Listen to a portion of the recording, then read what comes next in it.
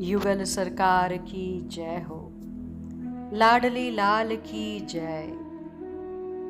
दोनों युगल वर को लेकर अष्ट सखियां चल पड़ी स्नान कुंज में। वहां स्नान होगा दोनों का। सखियां छत्र लेकर चल रही हैं। चवर लिया है एक सखी ने, बाकी सखियां पीछे पीछे सुंदर गीत गाती हुई चल रही हैं। अभी भी उनींदी है इनकी आंखें। सखी देख तो, नींद अभी भी इन दोनों युगलों की पूरी नहीं हुई है। ये कहते हुए मुस्कुराती हैं सखियां। अर्जुन सब देख रहे हैं और चकित हैं। चारों ओर सुंदरता ही बिखरी पड़ी है। संगीत बीच बीच में बज उठते हैं। वीणा, बांसुरी, मृदंग, झांझ और बड़ी मादक ध्वनि है इनकी। कुंजों की शोभा देखते ही बनती है। हाँ, अब जो छोटे छोटे सरोवर थे उनमें कमल खिल उठे थे। पर सूर्य उदय होने में तो अभी समय है, अर्जुन सोच रहे हैं।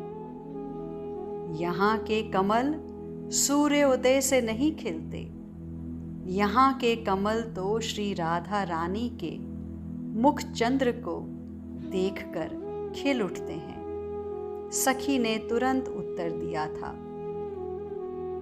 निकुंज के वृक्ष भी कल्प वृक्ष ही हैं। यहाँ की लताएं चिंतामणि के समान हैं। अर्जुन विचार करते हैं, पर स्वर्ग के कल्प वृक्ष को मैंने देखा है। मैं भी क्या कहता हूं। कहाँ स्वर्ग का कल्प वृक्ष और कहाँ ये दिव्य निकुंज का वृक्ष। कोई तुलना ही नहीं है। स्नान कुंज में आए दो। एक कुंज है, उसका नाम सखियों ने रखा है स्नान कुंज। बड़ा है कुंज। भीतर सुंदर सुंदर चित्रावली की गई हैं। 2 हौद हैं। उसमें जल भरा है, स्वच्छ और निर्मल जल। हाँ, एक हौद में गर्म जल है, दूसरे में शीतल जल है। इत्र डाल देती हैं उस जल में सखी। जल सुगंधित हो उठा।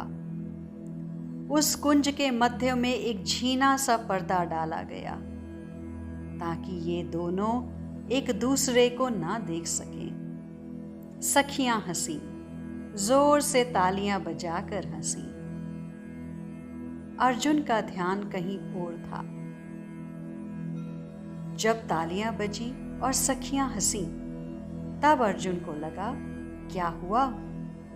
सखी ने समझाया, इन दोनों को स्नान कराने के लिए हल्का पर्दा जो किया है, बस इतने में ही ये श्याम सुंदर बेचैन हो उठे। पर क्यों? अर्जुन ने पूछा।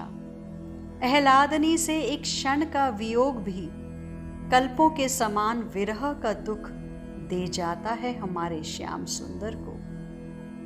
ये दोनों मिले हैं, युगों युगों से मिले हैं, पर इन्हें लगता है अभी तो अच्छे से देखा भी नहीं है। अर्जुन आनंदित हो उठे थे निकुंज की इन लीलाओं का दर्शन करते हुए। आहा, नीला रंग है श्याम सुंदर के देह का। वस्त्र उतार दिए हैं सखियों ने श्याम सुंदर के। श्याम सुंदर की सखियां हैं विशाखा, सुदेवी, चित्रा, इंदुलेखा। इनकी भी सखियां हैं। उपटन लगा देती हैं श्याम सुंदर के देह में। कितना कोमल है इनका देह सखी। आहा, थोड़ा धीरे उपटन लगाओ, नहीं तो कष्ट होगा इनको। ये तो बहुत कोमल है, अत्यंत कोमल है हमारे श्याम सुंदर। सखी जल्दी करना, कितनी देर हो गई है, अपनी प्रिया को मैंने देखा भी नहीं है। श्याम सुंदर की मधुर वाणी। और हाँ, इतना कहकर पर्दा हटाने लगे श्याम सुंदर तो सखियों ने मना कर दिया। इधर श्री राधिका जी, इनकी सखियां हैं ललिता जो, रंग देवी, तुंग विद्या, हरिप्रिया, इनकी भी अपनी अपनी सखियां हैं। गौर वर्णी है श्री राधा, पर ऐसा गौर वर्ण जैसे सुवर्ण को तपाया गया हो। सुंदर घुंघराले केश, सखियों ने उन केशों को खोल दिया है, उपटन देह में लगाने लगी, केशों में सुगंधित खली लगाई, केसर और चंदन प्रिया जी के मुख पर लगाया और हल्के कोमल करों से मलते हुए जल प्रक्षालन के द्वारा उसे धोया। पहले शीतल जल के द्वारा उपटन छुड़ाया, फिर गर्म जल द्वारा स्नान कराया। श्याम सुंदर का भी स्नान हुआ, पर उचक उचक कर देखने का प्रयास कर रहे हैं। श्याम सुंदर श्री राधा रानी को देखने के लिए तड़फ उठे हैं। सुंदर अंगोछा श्याम सुंदर का देह पोंछा सखियों ने। इधर प्रिया जी का भी दिव्य देह सखियों ने पोंछा।